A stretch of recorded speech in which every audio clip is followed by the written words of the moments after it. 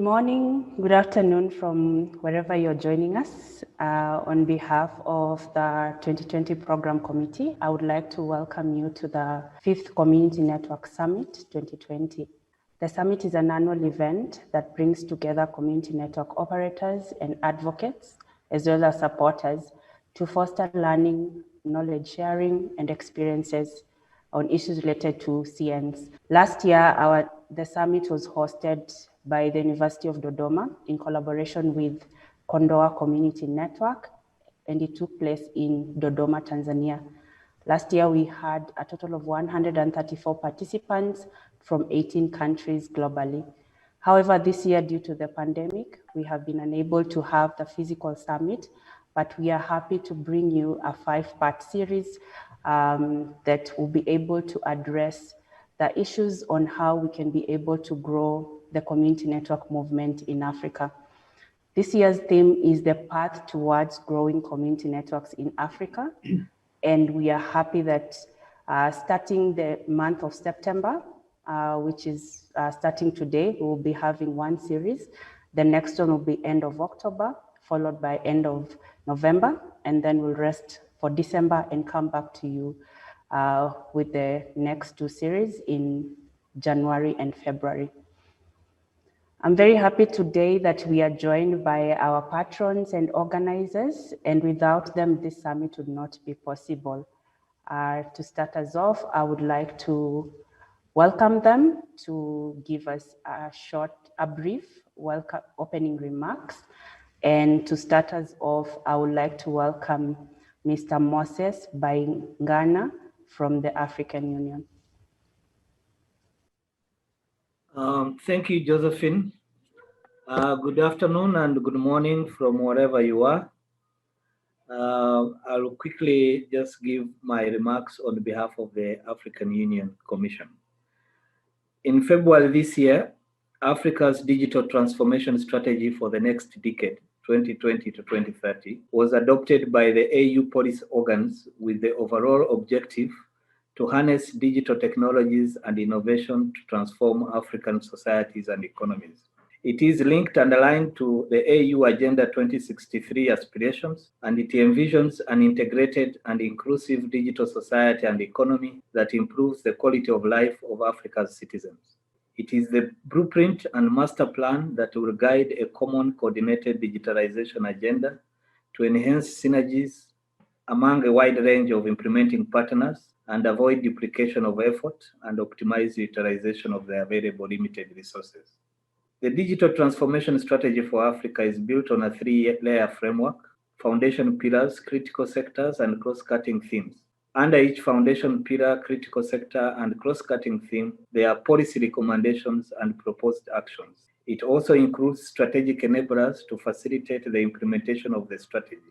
The implementation of various digital initiatives, programs, projects, and activities will be undertaken both at the regional and continental level and as well as at national level. The AU Commission is working on developing a robust implementation architecture and plan, as well as an M&E framework that will assign implementation roles and responsibilities and enable monitoring of the implementation progress to achieve digital transformation in Africa. Digital infrastructure has been considered as a foundation pillar of this strategy, as affordable, accessible, and reliable infrastructure is their foundation to achieve an inclusive digital transformation. To reap the benefits of digital transformation, abundant, low-cost connectivity is essential, as broadband drives productivity, innovation, and growth. Policies for promoting digital infrastructure based on market competition, private sector investment, and independent regulation have been effective to some extent. However, we have also seen open markets underperform. For instance, the private sector underinvests if the private return on an investment is less than the social return. This happens in remote areas and unattractive markets. The costs of reaching them are high in relation to the commercial return, as they live mainly in rural locations with low population density or low purchasing power, or in geographically remote areas. But again, we have to remember that the social costs of remaining unserved are high and growing. It is in this context that the AU Commission continues to advocate and work towards the creation of a harmonized environment necessary to guarantee investment and financing in order to close the digital infrastructure gap and achieve an accessible, affordable, and secure broadband across demography, gender, and geography. Furthermore, initiatives such as community networks that focuses on the last mile will be encouraged. On behalf of the AU Commission, I wish you fruitful deliberations. Thank you. Thank you very much. I'll pass the mic to Jen. Good morning, good afternoon, and good evening to all colleagues. It is so exciting to see your names, at least, and some of your faces here on the Zoom chat. I know that meeting in person it's so much more personable, and we can get so many things done and get to know each other, but this is the best way for us to do this. And thank you to the internet for being our lifeline during COVID. We really have seen the importance of connectivity, and we have also seen what I have said to some people is a need and a call to action for us to be accountable. We need to be accountable for what we haven't done to connect people. And so we now have an opportunity to provide connectivity through community networks and other means, but here with us, the community networks and cooperatives. It is really, really important. We work at the high levels with the ATU and the AU, and we work across partnerships with APC, with others in all of the CNs here and other collaborators and partners, as Josephine said earlier. Moses has given you a nice summary of some of the really key things from the African Union side. And hello, Moses, I have not seen you in a very long time. And it's so great to see you now. For those on the call here, the last time I saw Moses, I think was in the Gambia. We were working on an IXP project. But I just want to say thank you so much for all the work that you're doing to build connectivity and connect people. It's very important to have connectivity, as you all know, for socioeconomic development in the best of times. Now, with the pandemic, it is even more important that we connect people and we change the hearts and minds of governments and other regulators and officials in order for them to understand that community networks are not a threat, they're a complement, they are a very important way of working, and there's something that we've got to have across the world. And we've seen this from Nairobi to New York City, from the Eastern Cape to the foothills of Mount Olympus in Greece. It really is important to see how we can help from the community out. I have two questions for you to think about as you move forward today. And Michuki and I worked on this together. So first, we're really keen to hear about your local perspectives on strategic approaches that can help scale and increase the growth of CNs in their respective countries. So that's the first question, and I'll repeat it because I know for the interpreters I speak fast. We're keen to hear your local perspectives on strategies and approaches that can help scale and increase the growth of CNs in your respective countries. The second food for thought question, based on this other one, is how can we support or empower you and the CNs that are developed locally? Do you need training? Do you need funding? Is it policy or regulatory assistance? So again, for the interpreters, based on the question above about your local perspectives on scaling CNs in your own countries, how can we support or empower you to help develop the CNs more locally? Is this in the form of training, funding, policy, or other? So thank you very much for your time. I won't take much more of your time, but just to thank you so much. And the CNs are one of the best projects that we work on at the Internet Society. In my opinion, I've seen the benefit over the last 5 to 6 years that I've been working on them. And we've been your partner in so many ways that we would love to continue to do that. And at your pace, this is very important.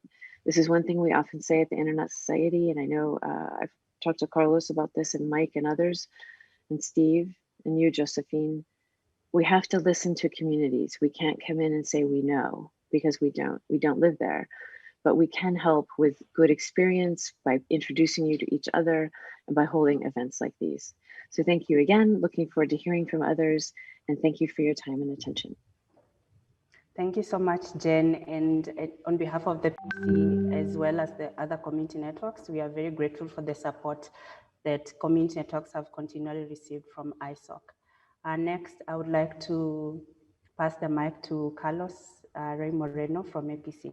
Hi, everyone, and it's always an absolute pleasure for me to be part of this event and being given the opportunity to give some welcoming remarks. For me, is an exercise of looking backwards and being amazed at the work we've been able to do together. That incipient event on 2016 in Nairobi, and seeing how many things we've done, we've learned, we've grown together. In particular, in this event, I think marks an important transition with program committee charter and a program committee that has been appointed and has been meeting every month or every 2 weeks to actually come up with this program in very difficult circumstances to keep alive this encounter that for me is the highlight of the year. I mean, as Jane was saying, it's a pity that we cannot see each other in person. You know how much I like spending time with you all and learning from you all. But yeah, we need to adapt to these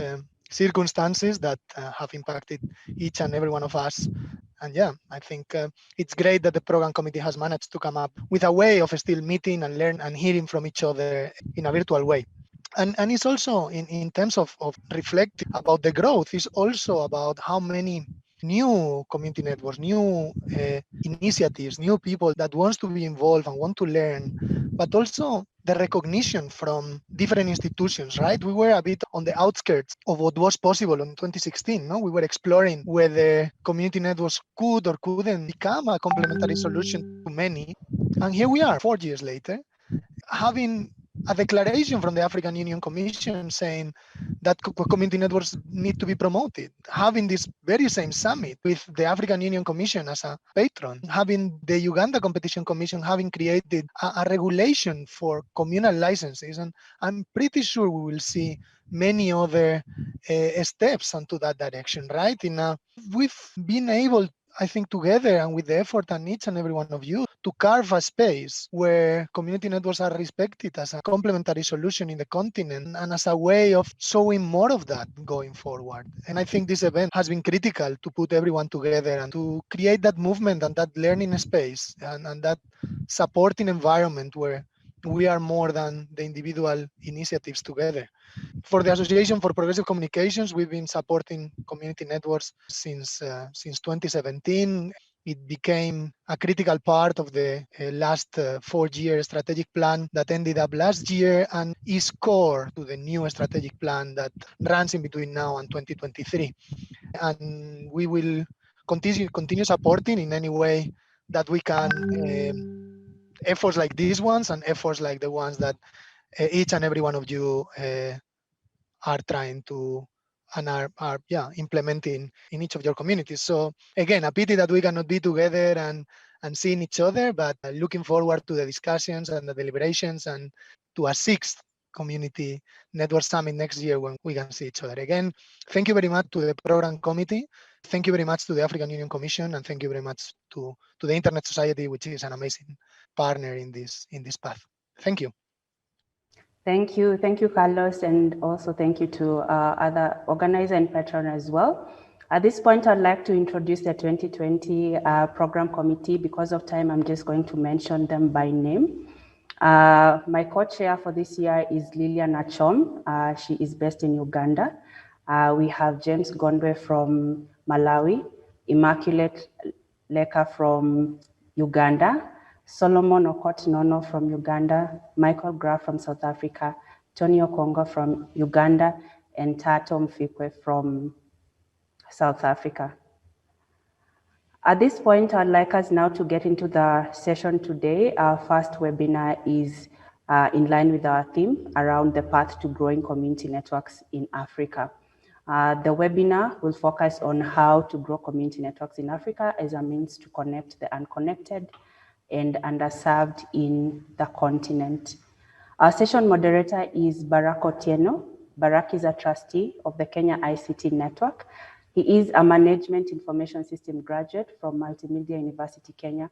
He served at the Secretariat, at the UN Secretariat in Internet Governance Forum in Geneva as a fellow, as well as a consultant between the years 2010 and 2011, and was involved in the preparation of the 5th and the 6th Internet Governance Fora in Lithuania and Nairobi, respectively.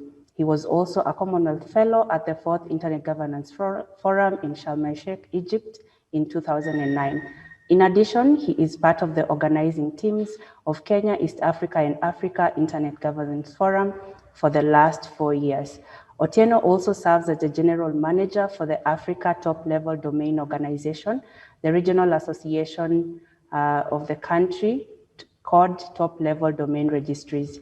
He was the founding president of the Internet Society Kenya chapter, the former secretariat of the Africa Regional at-Large Organization, the voice of Internet users from the African continent within the Internet Corporation for Assigned Names and Numbers. He is now a director at the Africa Higher Education Research Institute, which operates a community network in the western part of Kenya. Karibu sana Barrack, and we can now move on to the first session. Thank you very much. My name is Barrack Otieno, a director at Africa Higher Education Research Institute that is running a community network in the western part of Kenya.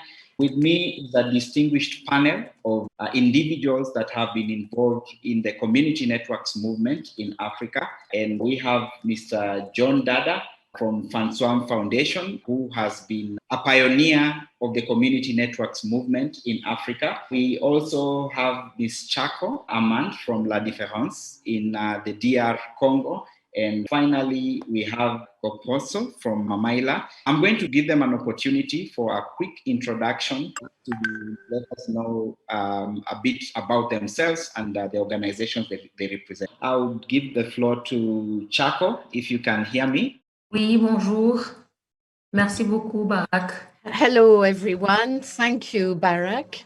My name is Chako Armand. I am project manager within La Différence. La Différence being a Congolese organization in South Kivu, to the east of the Republic of Congo. I'm also part of the APC project with our community network PamojaNet. I am linked to all the activities of PamojaNet. It is a community network that was created 5 years ago and situated in the Kivu province in the Ijui Island, in east of the Democratic Republic of Congo. I also have another colleague, and we both manage the project, and I'm delighted to be part of this event, which is supporting community networks in Africa. John, if you're ready, you have the floor now. Hello, thank you. My name is John Dada, and I am a volunteer with Fantsuam Foundation in northern Nigeria. Fantsuam Foundation was established in 1996, making it one of the oldest ICT-focused community-based organizations in Nigeria. When we started, the focus was initially microfinance, and we shortly after that went into ICT. At the time we started the ICT, it wasn't generally accepted as an enabler of the eradication of poverty. So for me, it is very satisfying, very gratifying that 20 years on, what Fantsuam Foundation started 2 decades ago is beginning to be accepted globally in Africa. And incidentally, it is yet to be fully accepted in Nigeria. More about that later. Thank you. Thank you, John. Last but not least, we can have Kgopotso. Greetings, everyone, wherever you are in the various parts of the world. My name is Kgopotso Magoro. I come from a province known as Limpopo here in South Africa. So I will say I am the baby of the movement because our community network is still very new. So also I am a daughter and a child of the soil of Mamaila village, where I serve as a volunteer for the community network. So we are the beginners, or the newcomers in this space. Thank you. Thank you very much. Ladies and gentlemen, for those that are joining us now, the theme for today's engagement is the path towards growing community networks in Africa. And a lot has been done for the last 4 to 5 years since the community network movement peaked steam. And this has been championed largely by the Internet Society and by the Africa Union Commission and Association for Progressive Communications, which are still at the forefront of the same.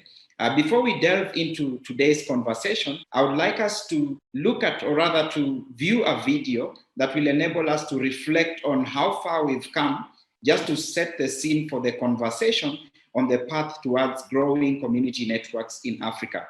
So we'll have the video, and then I will come back to the panelists for their opening remarks for today's conversation. So technical team, if you can run the video kindly.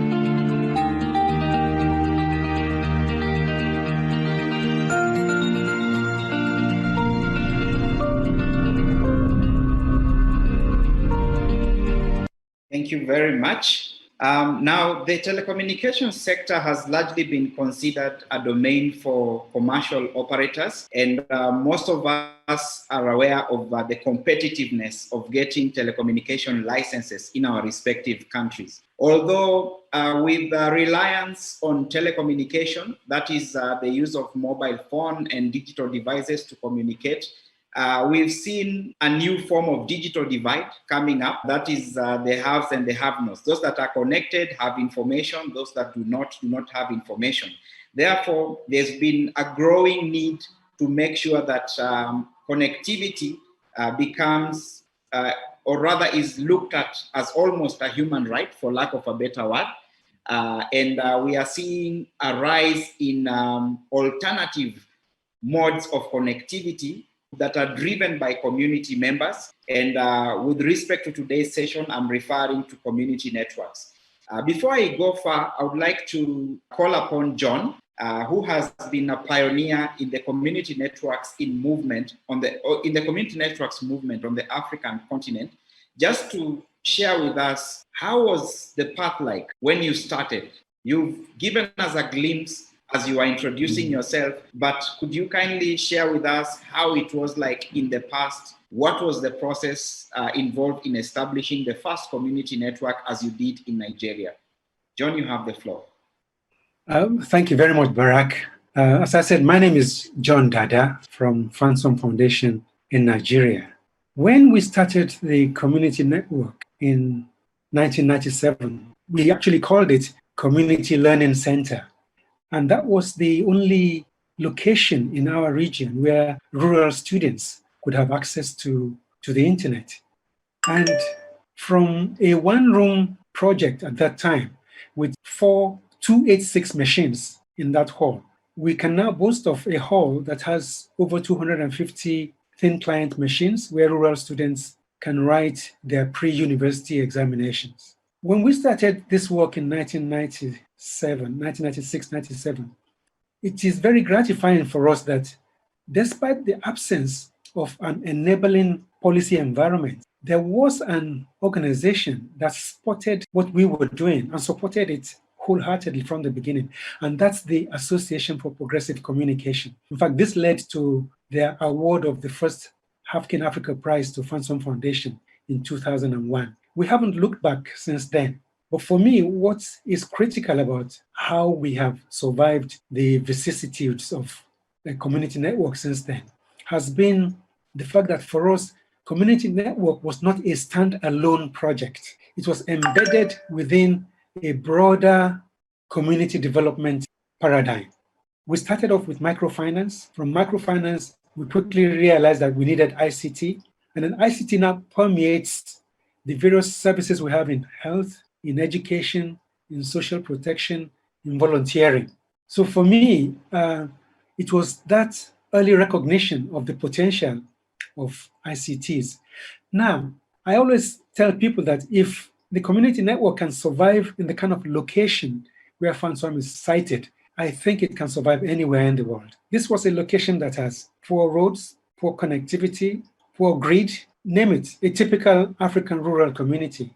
And for us, the community network shows that it has an inbuilt resilience that can enable it to face the challenges of survival and then keep going. We have had, starting from that single room organization and getting into a place where you have a hall of 250 systems for students, we have had experiences of our infrastructure being destroyed, natural disasters, community sectarian crisis, but we haven't stopped. To me, it shows that the community network has an inbuilt facility for it to overcome these various challenges. Okay, now with the COVID, we came into a new phase of how does the community network show its relevance to its immediate communities. In Nigeria, the government came up with something called Survival Fund. Now, this is meant for these roadside small businesses to register online for the government support. Now, some of these roadside businesses had never even heard of the internet. But what we did was our community network quickly set up a portal for them. And as at the moment, within 4 days, we had registered about 500 small businesses to have access to this government support. So for me, I think community network has come of age. And I feel highly compensated that finally, for Africa, community network has come to stay. And when I think of the challenges of the local perspective to scale and increase the growth of community network, to me, what first comes to mind is that issue of the Africa Digital Initiative. Nigeria is a signatory to this initiative. So what the AU could do for us is to ensure and encourage the Nigerian regulator to give recognition to community network. I think the understanding is there, but the political will needs some nudging forward to encourage them to say, look, this is what you've always wanted. Now it's on. And there is a case on the ground that proves that, a proof of concept that shows that community network can indeed be what we need to be able to reach our people in times of crisis like the COVID, in terms of sectarian violence like we had recently, in terms of flood, which is another thing we had. For us, the community network, while acknowledging its strengths, it has this weakness of very low digital literacy level within the community we're serving. So we find ourselves always doing training and retraining. Then there is the challenge of unreliable power supply. Therefore, we have to depend very much on solar backups. And then there's the challenge of connectivity. It is not always available. It is not always reliable. It is not always affordable. So these are the challenges which I think between the African Union and ISOC, our government can be encouraged to move community network to the next level. Thank you very much. Thank you, John, for setting the scene and for highlighting some critical issues that we need to look into as we move forward on the path towards growing community networks in Africa. I want to call upon Kgopotso, being the youngest, as she indicated, in terms of the newest community network movement on the continent. Kgopotso, you attended the Community Network Summit last year, and I believe you came up with an initiative soon after the summit. Could you share with us what your motivation was in coming up with the community network, the Mamaila community network, and some of the lessons that you have picked along the way as you established the community network? Okay, thank you, Barrack. Actually, the journey for Mamaila Community Network started in 2017.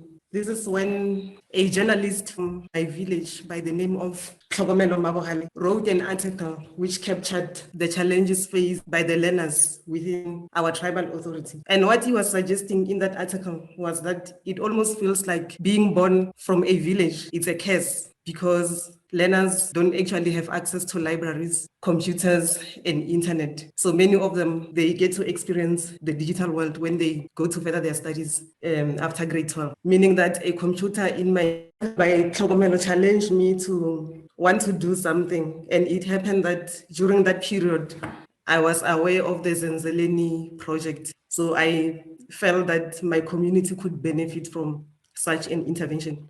So when I attended the summit in 2018 and 2019, it was part of my learning process so that I could be empowered, to be able to take the lessons back to the community. So the journey has been that we managed to establish a relationship with the tribal authority to identify or validate what Tlhokomelo has expressed in his article. And that indicated that indeed we do have a challenge, and it seemed like a community network could be a solution for our village. So because I'm learning and I'm following in the footsteps of Zenzeleni, the path is not so dark because I'm able to pick up on their lessons as they document and share their experiences. But what I have learned, or what I'm learning, is that being born from a village does not mean that you don't have digital aspirations. I am learning that in my village, people have capabilities and people are actually engaging in the digital economy despite the limitations that they're experiencing. I have learned, or I'm learning, that the young people in my village, they've got a vision in terms of what they want to achieve with their lives. And I see this through a company that was established by the young people called Joey Media Group. So these young people are engaging in the process of digital transformation. They're producing content, but their limitation is that the village cannot consume whatever that they're producing due to the lack of internet. So Mamaila Community Network basically aims to change this narrative so that we of rurality, we can also feel that we are part of the globe and we are connected to the digital economy. So basically, that's what I can share for now. Thank you, Kgopotso. I will come back to you later on. Now I would like to move to Chako from PamojaNet. Chako, could you kindly share with us your experience from PamojaNet with respect to the kind of services that you provide to community members in DRC? Merci beaucoup, Barrack. Thank you, Barrack. I said my name is Chako Armand. I come from Democratic Republic of Congo. I work for PamojaNet, the only community network that is operational currently in the Republic of Congo.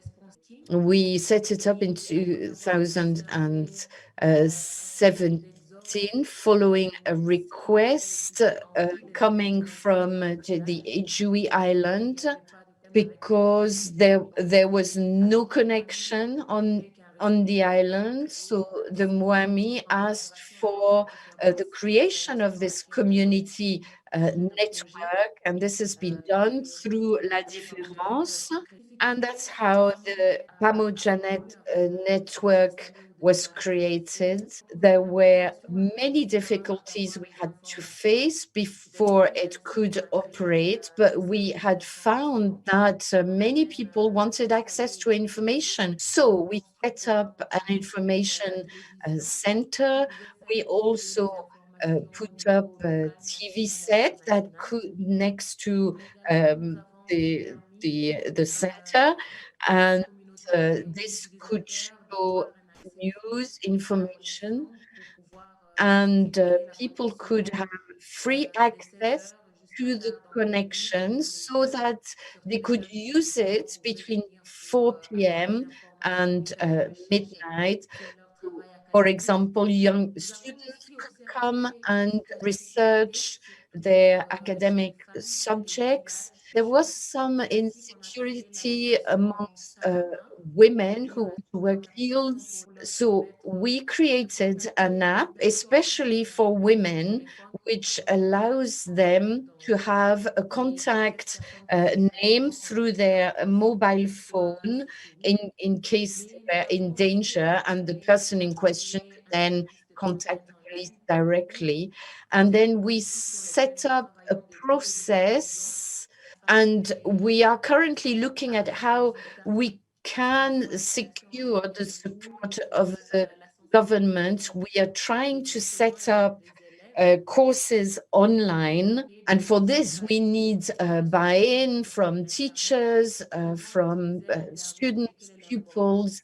And as you know, there are still difficulties with those who cannot use the internet properly, for example, with social networks. With the COVID crisis, there were many problems, and we had to stop a number of activities. But we want to come back to this awareness raising campaign in order to help and educate the users, because the need is still very much there. And in spite of the difficulties, we are hoping that next year or within a few years, we will be able to reproduce the PamojaNet experience and extend it to other areas, because it really is a gateway for the population to information. I would like to pass the mic to the floor. We have a diverse group of participants who are equally knowledgeable, and some of them are running community networks in one way or the other. I will take 4 interventions from the floor on a first come, first serve basis before I turn to the questions that have already been raised on the Q&A pod and in the chat. So to the participants, this is a session that is meant to be engaging. First come, first serve. If you can raise your hand so that we give you an opportunity to ask a question or make an intervention. I see Mohammed Chiroma from CITAD. You have the floor, Mohammed. After you, we'll have Sidiki Nana. This is Mohammed Chiroma from Nigeria. I work with the Center for Information Technology and Development. My question goes like this. It is a well-known fact that in our country, power supply is not stable, especially in hard-to-reach communities. Does this project community network cover supply of source of power, or it does not include power supply? That's my question. Thank you, Mohammed. I will take 2 more questions and then go back to my panel. Sidiki, Mohammed, kindly mute your microphone so that we can have Sidiki. Sidiki, you have the floor. Unmute your microphone. Bonjour tout le monde. Ok, je suis Sidiki Nana. I'm from Burkina Faso, and I'm very grateful for this occasion to be able to ask questions. And I've received training, and I received training on community networks, and I didn't know anything about them, and I'm very interested in knowing more about them. And at the moment, I have some questions, and I think it's an opportunity for me to to share what I've learned from my network, and to share my experience of resources that I managed to get access to. And so the requirement to implement a community network. So for now, if we can consider a pilot project for the community. Thank you. That was my question. Sidiki. Jimmy, I will take your question as the last one for this round. David and Twahir, I'll come back to you later. Well, first of all, greetings from Musemesh in Cape Town. We're a brand new community startup And my question is to the panelists, what has been done to defend the rights of the urban commons? There's a dividing line between the commercial internet service providers in South Africa and obviously the community, very poorly represented, I might add. So I'm very interested to understand or hear perspectives within the AU as to what has been done to defend the urban commons. Thank you. Thank you very much. I will come back to my panelists in no particular order. I will start with John. We had a question related to how to handle power issues, which you ably tackled in your intervention, and also what's being done to defend the rights of the urban commons. I think if I got it right. John, you have the floor. Can I just take on the issue raised by Mohammed of CITAD? Yes. Incidentally, he comes from the same region as I am. Mohammed, can I invite you to visit Fantsuam Foundation? YZ Yahoo is very familiar with the work we do. At Fantsuam, what we have learned to invest on is the solar backup for the grid. When you are in hard-to-reach communities and so on, you just have to find other ways apart from the grid. Because if you went the route of diesel generators, with the hike in petrol prices, it's just beyond, it's just not sustainable. The solar backup has a heavy investment cost attached to it, but in the long run, it pays off. I hope that helps. Please make time to visit us in Kafanchan. Thank you, John. Chako, would you want to respond to the issues raised by Sidiki? As the person who asked about how to start to creating a community network, I think that's the question, is it? Is that right, Barrack? Yes, that's right. So thank you very much. I think the first thing that we did was to work with the government and with regarding the installation, and then we did some research to see if there was a need for a network, and the research told us that very much there was.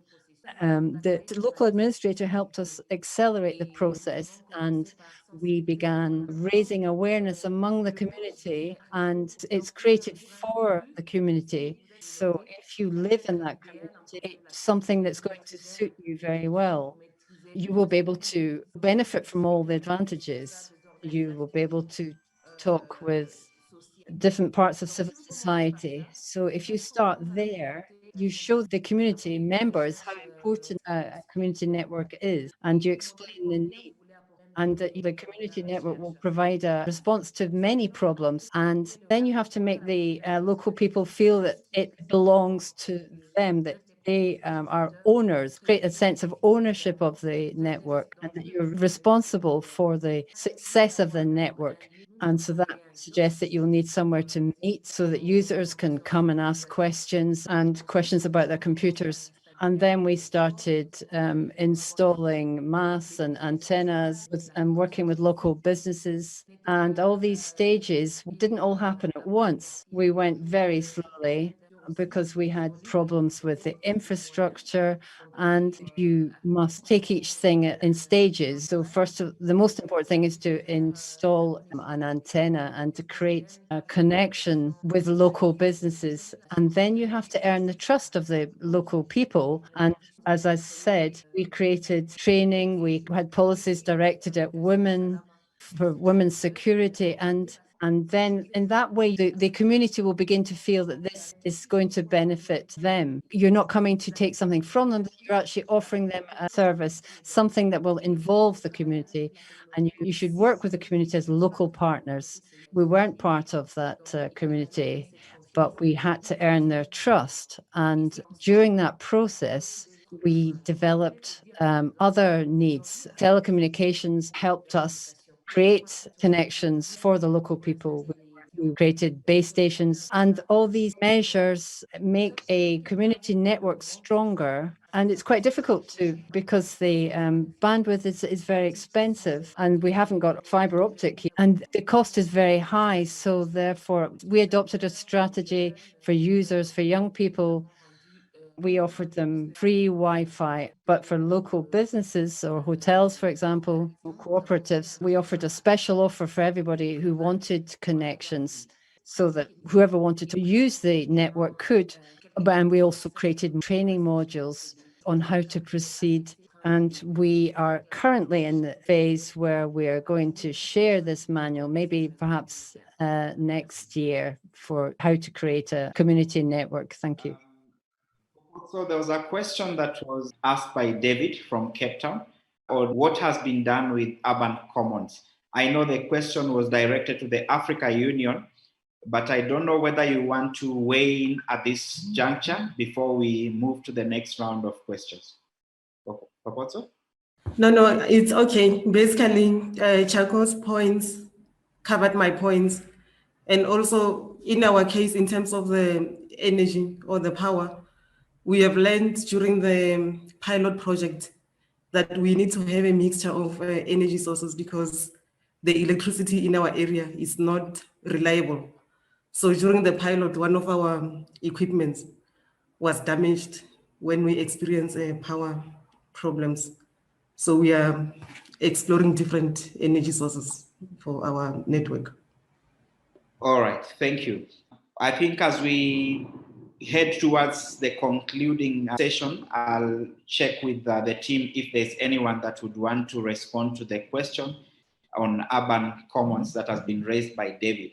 Once again, before I move to the pod, I have Jimmy Shabangu and Twahir Hussein who have raised their hands. I would like to give them the floor. Jimmy, if you could be brief with your question, and thereafter Twahir, and then we'll get to the questions that have been listed in the pod. Yes, I'm Jimmy. So this question will maybe go more to Kgopotso. So regarding South Africa, one thing I know is that ICASA has certain times to have invitation to apply for license and everything. And I wonder how new people who might not be in ISOC cluster or ISOC groups will be able to get help or will be able to get assistance in order to apply. And the main question is more on the backhaul. I'm originally from Mapulane, Mpumalanga, around Bushbuckridge, and everyone you contact there to ask for backhaul, they tell you like they're doing fiber, they don't do certain things. So where I'm from is mostly near the Drakensberg Mountain where there's no internet at all. So how those areas, like as an individual, I want to start a community network. How can I do that and get help connecting with backhaul and getting a license with ICASA? Thank you very much. That question is for Kgopotso. We will come back to the panelists once we take the last question. Twahir, if you could be brief and to the point. Good afternoon. I have two questions, one to John and another one to anyone in particular. If I may ask, the situation that you are in, that you have set up a community network, which is serving a community. Now, do you have Wi-Fi hotspots across the community, or is it just within a particular center? And then you are talking about thin clients that you are using. The thin clients, are they also within a particular area or dispersed geographically? Thank you. Thank you, Twahir. We will start with Kgopotso, if you can respond to the question that was raised by Jimmy. Okay, I will start with the license. So in our case, we followed the lessons shared by Zenzeleni, and these lessons documented and published on the Zenzeleni website. So I just followed what they recommended. I submitted my application to ICASA. It didn't take more than 3 months for them to respond. And I think what helps is to have a good motivation why you require the license. So this is an exemption. It's not, the commercial license. It is for the purpose of connecting the communities to bridge the digital divide like we are doing. And then the issue of infrastructure is a tough one because even in our case, it was very difficult to get support from the local operators. First of all, they see you as, I don't know, a threat, but they also want you to be their employee. So you can't be the one leading the process to connect your village. It has to be them leading and then you resell something for them. So I think we have been lucky that within the village, as I indicated, that there's capability. There are technicians and engineers. So through talking to them, they were able to link us to organizations or companies that were willing to assist us in testing the idea. So at the moment, we don't have the infrastructure. What we had was the infrastructure for the pilot, and this was just to enable us to validate, our proof of concept.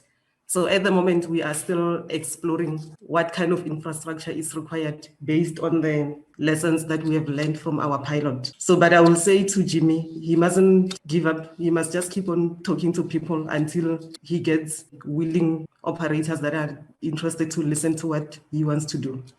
Thank you, Kgopotso. John, if you would respond to the questions raised by Twahil. Hi, Twahil. Thank you for your very interesting questions. The interesting thing I think about community networks is the way you are able to respond to local priorities, to local challenges. We had decentralized to 4 locations, but 3 of them became impossible to sustain due to communal violence and lack of access to those communities. So we had to now retrieve as much as we can to a central location. So it is at this central location that we have these 250 thin clients. At this central location, we're able to provide security. We're able to also maximize the use of our scarce resources in terms of technical personnel. So those 250 clients, you find them in one location. And as for internet connectivity, even at this central location, it is a big challenge because we do not have access to broadband. We rely on the local ISP.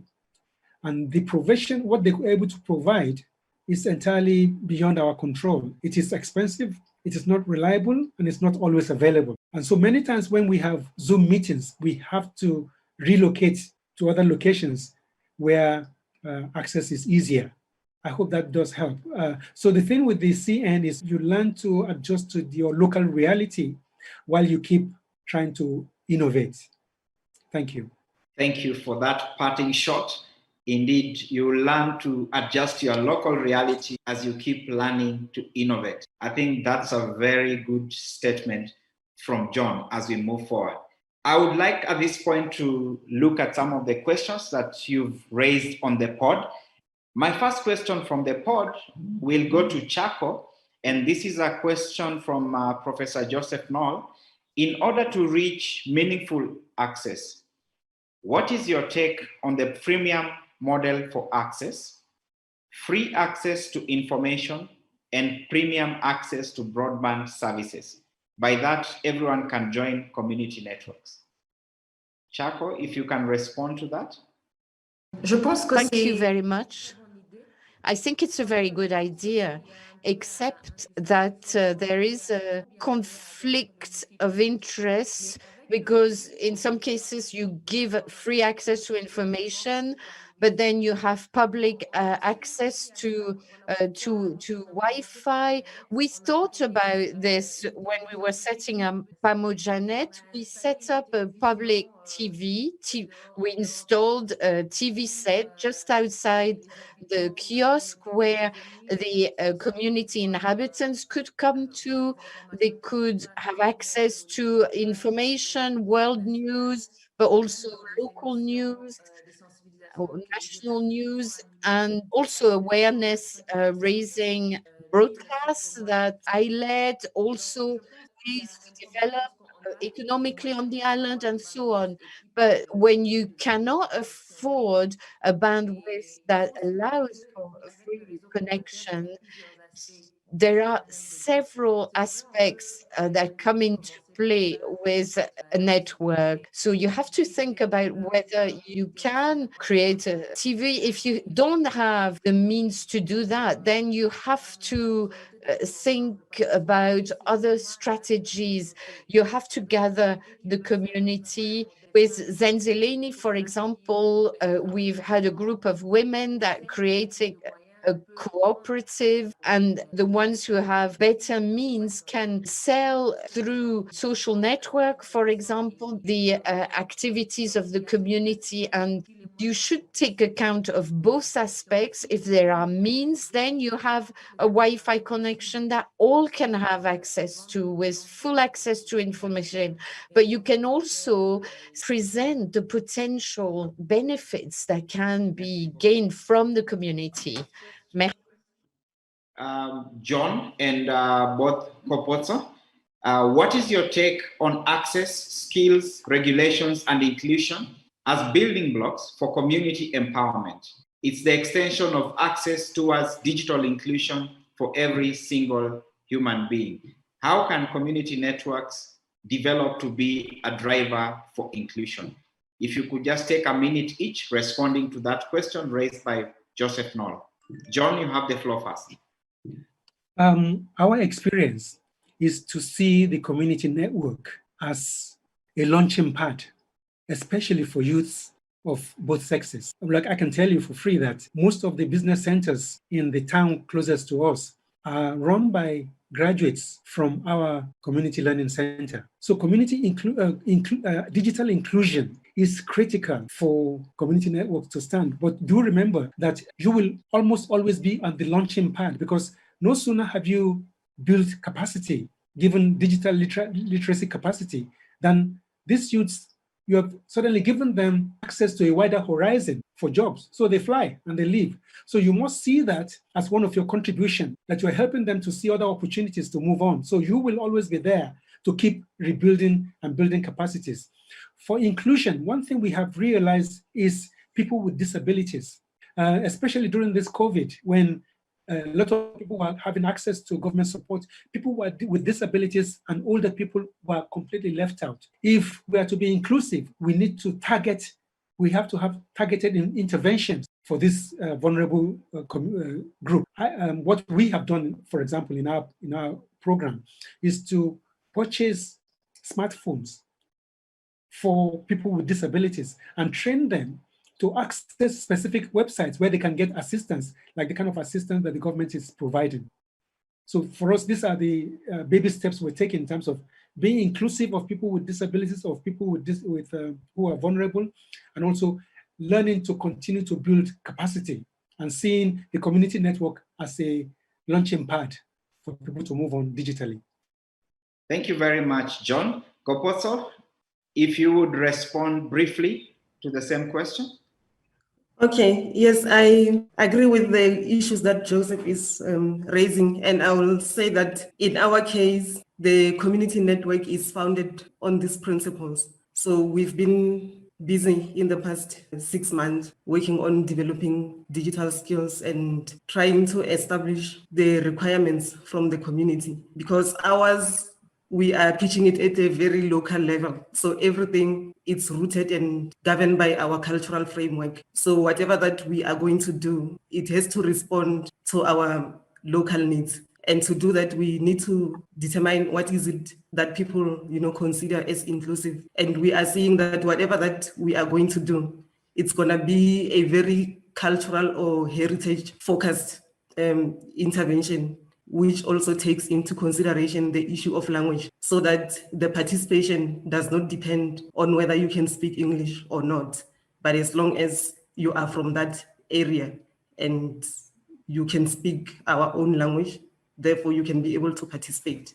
So we are promoting those principles that are shared by Joseph. Thank you, Kgopotso. You nailed it. And we are concluding. Time has really gone by, and it appears the conversation has just started becoming interesting. As we conclude, I will take a quick final round of intervention from each of the panelists. Our theme this year has been the path towards growing community networks in Africa.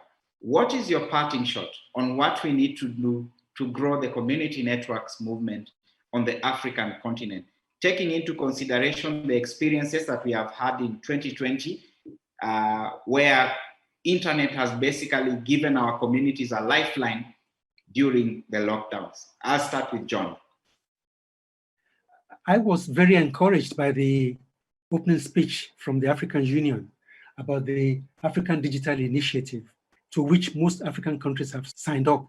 And he was talking of having regional and country push for this initiative. For me, once a country has signed up to this initiative, it will be helpful if through ISOC, the local chapters can be told how to link up with what the AU is doing, so that we who are like the foot soldiers, we can begin to implement what the union is already approved at the bigger level. And of course, there's also the issue of connectivity, which the AU, I believe, has made part of this digital initiative. And that brings to mind the issue of television white space, which the AU can also help to galvanize and promote, because there's a lot of interest in that, both commercial and non-commercial. But when we're thinking of reaching the unreached, the TV white space in those rural communities where most of the bandwidth is empty, is there that can be used without interrupting with the fee-paying aspects of it. Thank you. Thank you very much, John. Kgopotso, your parting shot? I think for me, it's important for the stakeholders that are involved in the ecosystem to recognize and value the strength of our communities. And here I speak as a person who comes from a rural setup. So I think if we can shift our thinking in terms of how we view rural communities, it might help us to unlock the capabilities that we require, because often we speak for them. And when we speak for them, we speak of them as if they don't know what they want. And what I've realized is that that is not the case.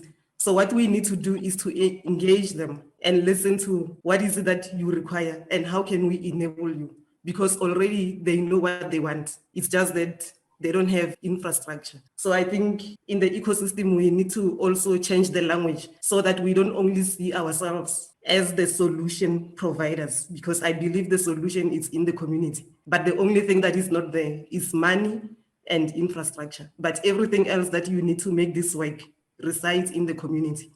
Thank you. Well said. Finally, Chako. Thank you, Barrack. Personally, I think that we need to work with all the community networks that already exist. As I said, we are thinking about creating courses, but also guides, manuals. We have the DLC chapter, which oversees all the community network. And I think there should be connections between the various chapters that oversee community networks. We've just set up a partnership with one, and this would be a good way to develop community networks, to grow them. And this is, I think, a good way to extend our work and to give the opportunity to other provinces to set up community networks. I think that this is, we do very good work together, and I think that we would like to go further. Thank you very much. Whatever has a beginning must have an end. There are many questions in the pod. I want to assure you that you will get responses. This is just a beginning of more sessions to come.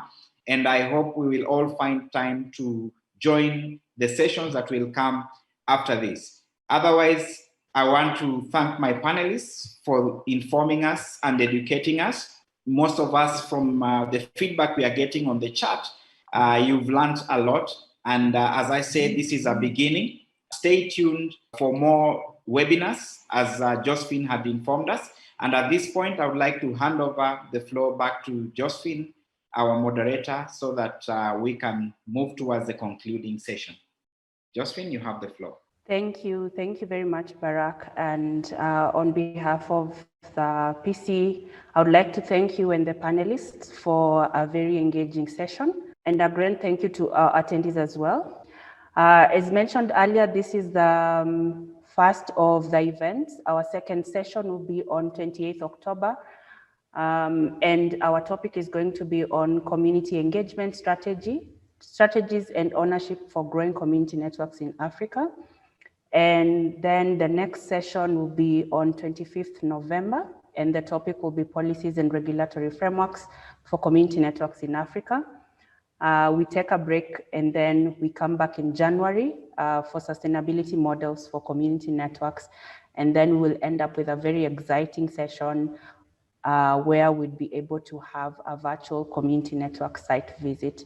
So thank you again, everyone, for your participation. As Barrack has said, we are going to follow up with regards to the questions that have not been answered. Some that have left their emails, we hope that we can be able to share those on email. Others will share the communitynetworks.group platform where we'll be able to engage further on the question and answers that have been posed during the session. So once again, thank you very much and see you during our next webinar. Bye.